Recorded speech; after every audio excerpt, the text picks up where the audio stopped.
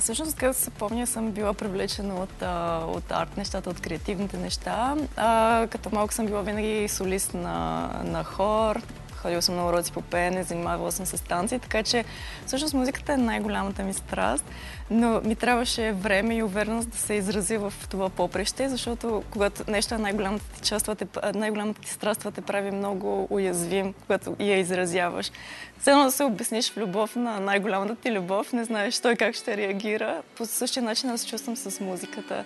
Някакси това е много задълбочено нещо, което ме кара да съм много уязвима и чувствителна. И как и защо сега събра смелост и каква е обратната връзка, която Може би получаваш? мой опит в другите сфери, това, че когато съм много целеустремена, мога да постигна това, което искам, това ми даде вътрешна увереност и стабилност и сила, за да се насоча към музиката. Точно в този момент, а не по-рано. Това ли чуваме в момента? Това е първата ми песен, да. Това е първата ти песен? I'm Coming. Защо на английски?